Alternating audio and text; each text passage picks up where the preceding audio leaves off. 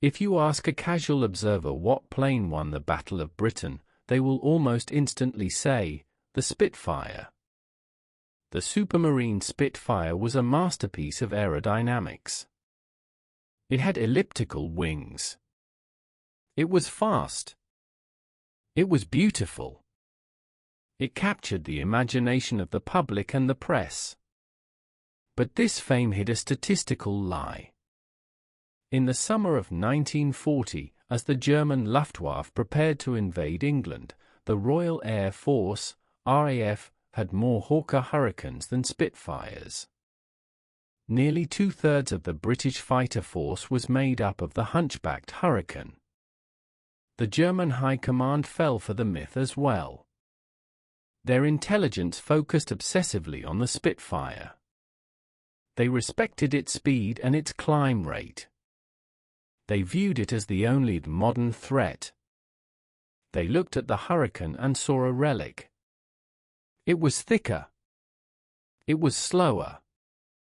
It looked like a monoplane version of a World War I biplane.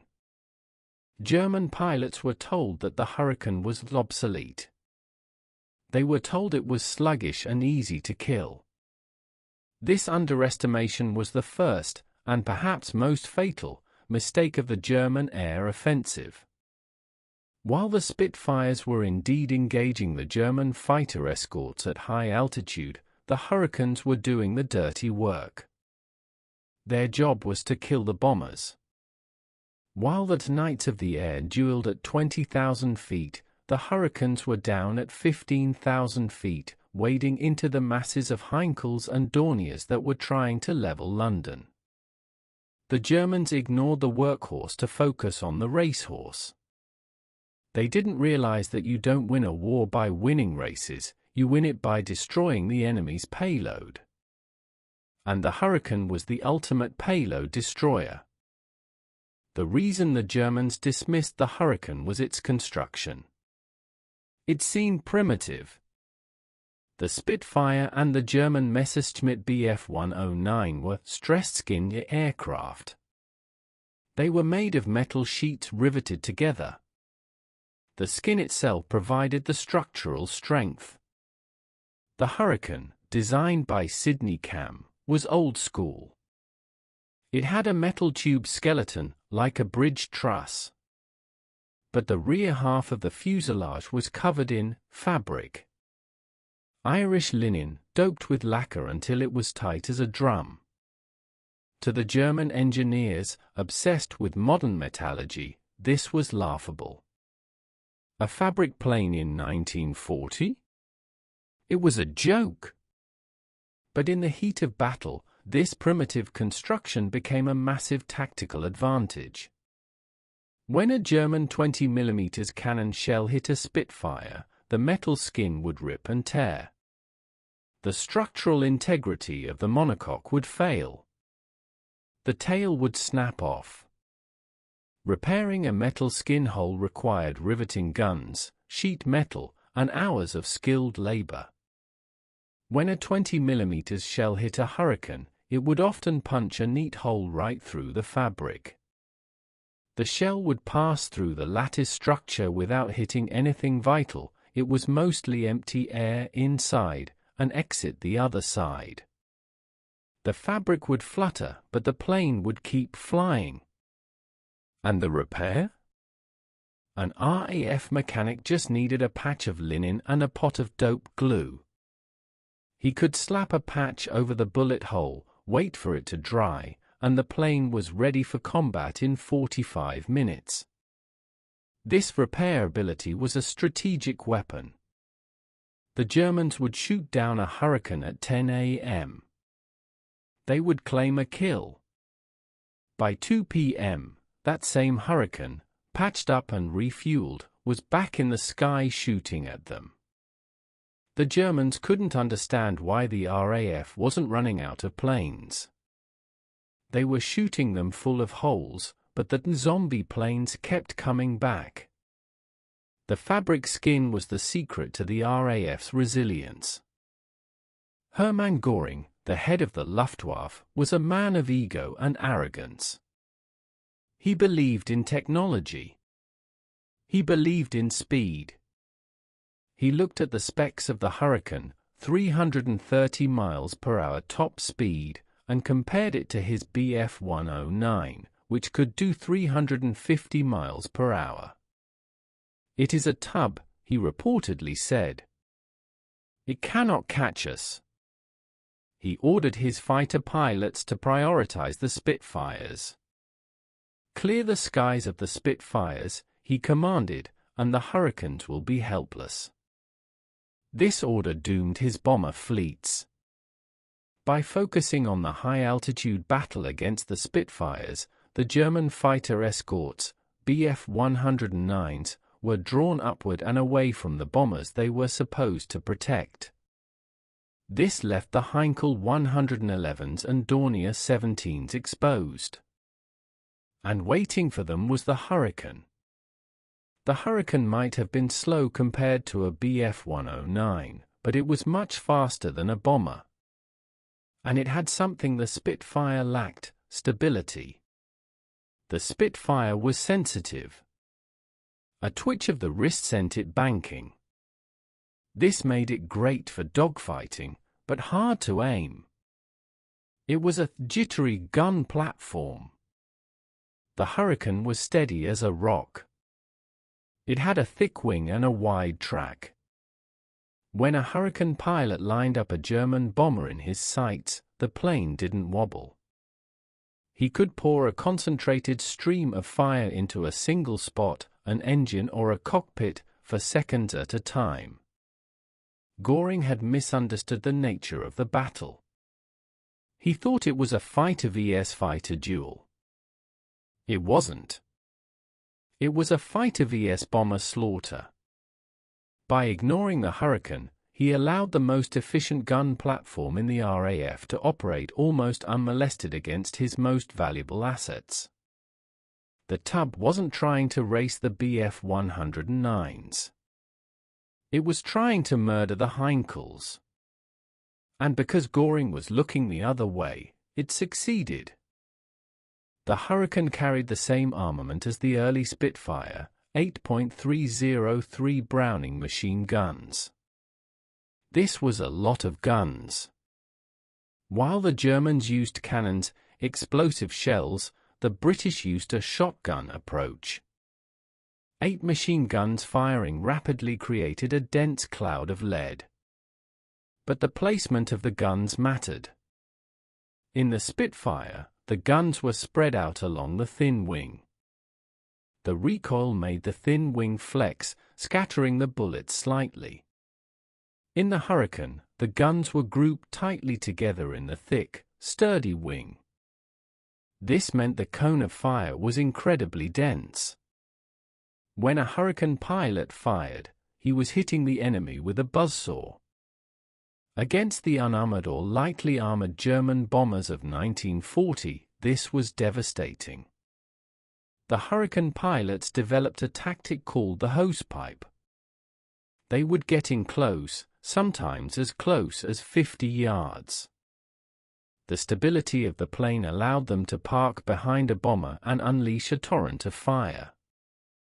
They would aim for the wing roots, fuel tanks, or the engines. The .303 bullets didn't explode, but they started fires. They cut hydraulic lines. They killed crews. German bomber crews grew to fear the hunchback. They knew that if a Spitfire attacked, it would make slashing passes. It was hard to hit, but it didn't stay long. But if a Hurricane attacked, it would sit on their tail and chew them to pieces.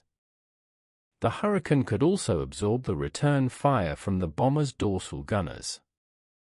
Its rugged internal truss structure could take punishment that would snap a Spitfire's spar. The German gunners would see their bullets hitting the Hurricane, see the fabric ripping, but the British plane would just keep coming, steady and relentless. It was a machine designed for the grim, unglamorous work of attrition. And in the summer of 1940, that was the only work that mattered. The legend of the Hurricane is inseparable from the men who flew it with the most ferocity, the Polish pilots of No. 303 Squadron. When Poland fell in 1939, thousands of its airmen escaped to Britain. The RAF treated them with suspicion. They thought the Poles were undisciplined. They made them ride bicycles around the airfield in formation to learn English procedures. But when the Germans started winning, the RAF got desperate. They unleashed the Poles. They gave them Hurricanes. To the British, the Hurricane was a machine. To the Poles, it was a sword of vengeance. The Polish pilots didn't fly like the British. They flew closer. They flew harder. They used the Hurricane's ruggedness to get into point-blank range. One Polish pilot, Sergeant Józef Franciszek, actually Czech, but flying with the Poles, refused to fly in formation. He would break off and hunt alone over the channel. He scored 17 kills in a single month. The 303rd Squadron became the highest-scoring squadron in the entire Battle of Britain. They shot down 126 German aircraft in just 6 weeks. The Hurricane suited their style perfectly. The Poles were aggressive. They would fly right through German formations, scattering them. The Hurricane could take the damage from these reckless charges. A Spitfire might have been too delicate for the way the Poles fought. They needed a brawler. One famous story tells of a Polish pilot who ran out of ammo. He used his Hurricane's propeller to slice the tail off a German bomber. He landed safely. The Germans were terrified of the 303rd. They learned to recognize the red and white checkerboard emblem on the nose of the Hurricanes. Achtung! Poland became a warning on the German radio nets. The Poles proved that the Hurricane wasn't obsolete. In the hands of men who had nothing left to lose, it was the deadliest weapon in the sky. August 18, 1940. Historians call it the hardest day. The Luftwaffe launched its most massive assault yet. Their target was the RAF airfields themselves. Kenley and Big Gin Hill. They sent hundreds of Ju-87 Stukas and Do-17 bombers, escorted by Bf-109s. The RAF rose to meet them. The battle that ensued was the ultimate test of the Spitfire high, Hurricane low doctrine. While the Spitfires tangled with the Bf-109s at 20,000 feet, the Hurricanes dove on the Stukas. The Stuka was a terror weapon. It had sirens. It dove vertically. But it was slow. For the Hurricane pilots, it was a turkey shoot. The Hurricane swarmed the Stukas before they could dive.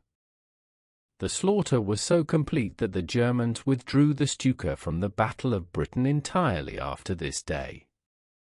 The obsolete Hurricane had defeated the symbol of the Blitzkrieg. But the battle was brutal. Hurricanes were landing with wings shredded, engines smoking. Ground crews were refueling planes while the pilots sat in the cockpit, too exhausted to climb out. The fabric skin of the Hurricanes was a patchwork of repairs. But the airfield survived. The Germans had thrown everything they had at the RAF infrastructure, and the Hurricane line had held. On the hardest day, the RAF lost 34 fighters. But they shot down 69 German aircraft. Most of those German losses were bombers killed by Hurricanes. It was the turning point. The Germans realized they couldn't knock out the RAF on the ground. They switched their attacks to London, a fatal strategic error that saved the RAF and doomed the invasion. While the Hurricane was slower than the German Bf 109, it had one critical advantage in a dogfight. It could turn. The Bf 109 had a small, high-loading wing. It was fast, but it had a wide turning circle. The Hurricane had a thick, high-lift wing. If a German pilot tried to turn with a Hurricane, he would lose. The Hurricane pilot would pull back on the stick. The fabric-covered fighter would dig into the air and whip around. The German pilot would look back and see the Hurricane's nose cutting inside his turn, bringing its guns to bear. This turn and burn capability saved countless British lives. If a Hurricane pilot got bounced, his best defense was to bank hard. The German, moving too fast to follow the tight turn, would overshoot. Suddenly, the Hurricane was on the German's tail. The German pilot's only option was to dive away or climb. But if he stayed and fought, the tub would kill him. This agility made the Hurricane a dangerous opponent even for the superior German fighters. It wasn't a victim. It was a trap. German aces learned to respect the turn rate of the Hawker fighter. They realized that while they could dictate when the fight started, because of their speed, the Hurricane dictated how the fight ended, in a turning battle. The Hurricane wasn't just a bomber-destroyer, it was a knife fighter in a phone booth. The Battle of Britain was a war of attrition. The winner would be the side that could put planes back in the air faster. The Spitfire was hard to fix. Its complex metal curves required factory tooling. The Hurricane was easy. Because of its bolted tube frame and fabric skin, it could be repaired in the field. RAF maintenance units became miracle workers. They would take a Hurricane that looked like a total wreck, fabric burned off, holes in the wing, and have it flying the next morning. They used dope patches. They swapped parts from other wrecked planes, cannibalization. The Hurricane was designed with modularity in mind. The wings could be unbolted and replaced relatively easily. This meant that the RAF's serviceability rate for Hurricanes was always higher than for Spitfires. There were simply more of them ready to fly every morning. The Germans, whose own logistics were straining, couldn't understand it. They calculated that they had destroyed the RAF 3 times over. "Where are they getting the planes?" Goring shouted. They were getting them from the scrap heap, resurrected by mechanics with glue and wrenches. The repair miracle was the invisible factor that won the battle. It wasn't just about shooting down Germans, it was about refusing to stay shot down. The ruggedness of the Hurricane allowed it to absorb the punishment of the campaign and keep fighting, day after bloody day. When the Battle of Britain officially ended in October 1940, the numbers told a story that contradicted the headlines. The Royal Air Force claimed victory. They had shot down 1,733 German aircraft. Of those kills, the Spitfire claimed 42%. The Hawker Hurricane claimed 60%, the rest were anti-aircraft guns and other fighters. The Hurricane destroyed more German aircraft than all other defenses combined. It was a statistical landslide. The Germans had focused on the Spitfire because it was the better plane. But they were beaten by the plane that was simply there. There were more Hurricanes. They were easier to fly. They were easier to fix. The German strategy of luring the RAF into a high-altitude fighter duel failed because the RAF refused to play along. They sent the Spitfires to duel, yes. But they sent the Hurricanes to massacre the bombers. The loss of German bombers was the critical failure. Without the bombers, Germany couldn't destroy the factories, the docks, or the morale of the British people.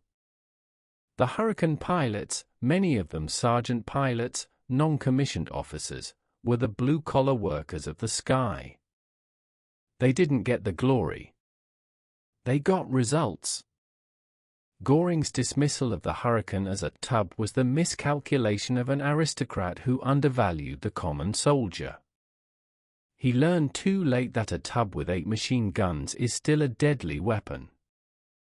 One of the Hurricane's most beloved features was something the pilot couldn't see, but felt every time he climbed into the cockpit. Safety. In 1940, fire was the pilot's greatest fear. A fuel tank hit could turn a cockpit into an incinerator in seconds. The Spitfire had a fuel tank directly in front of the pilot's windscreen. If it was hit, burning fuel would spray into the cockpit. The Hurricane also had a fuel tank in front of the pilot, the reserve gravity tank. But Sidney Cam, the designer, had installed a heavy, fireproof bulkhead between the engine fuel compartment and the cockpit. It was a literal firewall. When a Hurricane caught fire, and they often did, the flames were usually kept forward of the pilot. The wooden and fabric rear fuselage would burn away, but the cockpit would remain relatively cool for a few precious seconds. This gave the pilot time. Time to open the canopy, which slid back easily. Time to unstrap. Time to bail out. Hurricane pilots had a higher survival rate when shot down than Spitfire pilots. They called the plane Old Faithful. It would take punishment, shield them from the fire, and hold together long enough for them to escape. This survivability meant that the RAF retained its most valuable resource, experienced pilots. A plane can be replaced in a week. A pilot takes 6 months to train. The Hurricane brought its pilots home to fight another day. The ultimate legacy of the Hurricane was its specific talent for killing the Dornier Do-17 and Heinkel He-111. These German bombers were the tools of the Blitz. The Hurricane was perfectly matched to them. It was just fast enough to catch them. It was stable enough to hit them. And it carried enough ammo, 15 seconds of fire, to destroy them. In the chaotic dogfights of September 1940, the sky was often filled with the debris of German bombers. Hurricane pilots learned to fly through the debris.